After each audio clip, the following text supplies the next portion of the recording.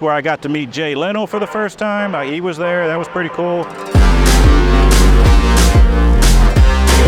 Hello, my name's Chris Carter. I've worked for Reliable Carriers, been here for 11 years. Started off driving the Wiggle Wagon since day one. Guess I'm here to talk about what I do here at Reliable and see a couple examples behind me here of what I get to play with on a daily basis. What you see behind you is the brand new 2023 Peterbilt 389. I picked it up. It was a late Christmas present. I got it in January. So the truck and trailer come as a married couple, as we call it. That trailer always stays with me for the whole time I have this truck. So that we don't swap trailers like some of the liftgate guys do. So yeah, I get picked on quite a bit. So when I started here 11 years ago, Mr. Abrams hired me specifically for the very first Wiggle Wagon that he bought. And I remember in orientation, this cloud of orange came by the windows and everybody was like, whew. They ran outside because the first truck had shown up. And I remember Tom telling Charlie, the maintenance supervisor, that that truck better be ready by Friday because he's leaving Friday. And it was only Thursday, so they had one day to get the whole truck ready to go. But since I've been here, I've pretty much gotten a truck every 2 to 3 years. And I've been very fortunate to have nice equipment. Since I've been here since day one, since the Wiggle Wagon family started, Tom's kind of put me under his, kind of like the trainer, because I've trained a lot of new guys. I'm pretty comfortable with the truck, and there's really nothing they don't trust me to put on the truck. So, and I do well here, and I don't damage anything, knock on wood. So that being said, I'm rewarded with nice equipment when it's my time to rotate. So okay, let's go inside, and you can see what it's like inside the truck and what it's like sitting behind the wheel for 11 hours a day. And at nighttime, you can see like what my house looks like when it's time to go to bed. Okay, so now that we're inside, you can see a little bit of what it looks like inside here. These new trucks have a lot of new technology, like this new digital dash here, which is pretty cool. Very customizable. I can change it however I want to with pre-program everything. Built-in screen here for GPS and radio and diagnostics and other stuff. This truck is equipped, like I said, it's got, I can raise and lower the truck. At normal ride height does sit about 4 inches off the ground, so the ground clearance is really low. So when you're pulling into somewhat aggressive driveways, I do have an overlift. I can raise the truck and trailer up a few more inches, which helps with the ground clearance. These trucks do come with a passenger seat, but because it is such a tight little spot here, I do take my seat out so I can have a little bit more room. I've been spoiled. I always was a gear grabber up until I came here. My previous truck and this truck are both automatics, and especially running in the Northeast, my left leg really appreciates it. Automatic is a great thing. I love it. I don't think I could ever go back to grabbing gears again. It has spoiled me. Never thought it would, but it has. The sleeper is a 48-inch sleeper, so the bed is right here.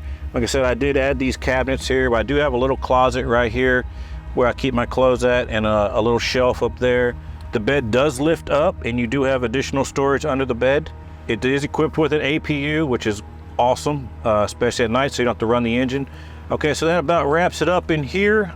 So let's move back to the back, and let's get the trailer opened up, and let's load up one of those cars, those new Corvette you just saw earlier in the video, and let's get it on the truck, and you can see how the process of getting it on the truck and how we do it safely without damaging them. All right, so now we're out here. We're about to load this beautiful 2023 Z06 Corvette.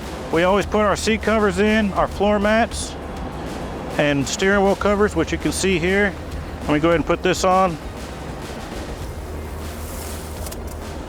That's a service we provide our customers, which they really appreciate. So now I want to go ahead and get this trailer opened up, and then we'll get this car on there, and you can see the process of that. All right, so you flip this panel down, gain access to the controls, pop this tail cone open.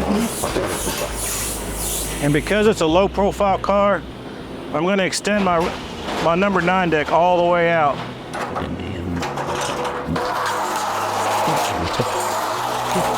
This is one thing I tell everybody who gets into a Wiggle Wagon is right here. These little feet, have to be touching the ground all the time.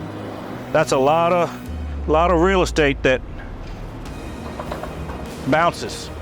And what happens is if you put too much weight on it, you can actually bend it, and then you got big problems. To get those little feet to touch the ground, I'm gonna flip my dump valve here, and you can watch it drop.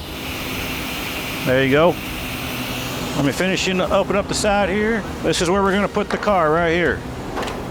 This is a screw post driven truck, so it's not like I can pull one lever and the rack goes up together at one time. We have to almost teeter-totter it. So to make it go up, we teeter-totter it up, and then also we teeter-totter it this way. So a few inches up, a few inches up. So now I'm gonna do one more thing, because this is a super nice car. As a little extra warm and fuzzy for me, I do carry these black rubber pads, which I'll have sit right there, just to show you on some of the cars are super, super low. I'll grab 2 more pads, and I usually set them down here to help with that transition. The way the car goes on real easy. I'm just taking it up here nice and easy.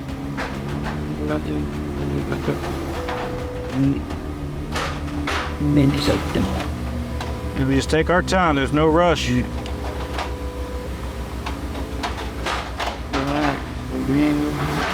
We do have a few speed bumps along the way on these Wiggle Wagons, but you just gotta keep the momentum going, and you can get it in here real nice and easy.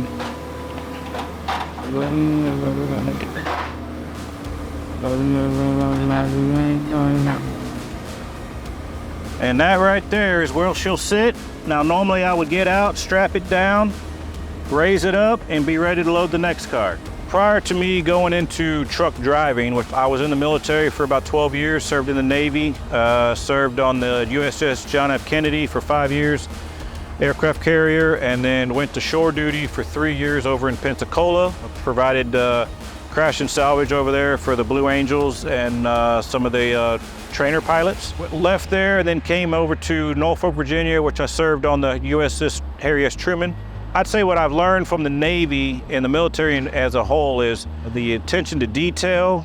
We call it in the military, you have your head on a swivel, especially working on a flight deck. Aircraft are turning on you all the time. You get caught up in the exhaust, and next thing you know, you're blowing down the deck. Very aware of my surroundings, and I think I've learned that in the military.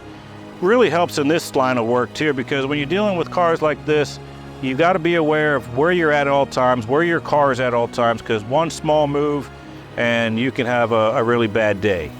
This truck here, which you'll probably see later, but that's not a really big living quarters or sleeper. So in the military, I lived in what you call a coffin rack, basically big enough just to lay in it and, you know, go to sleep.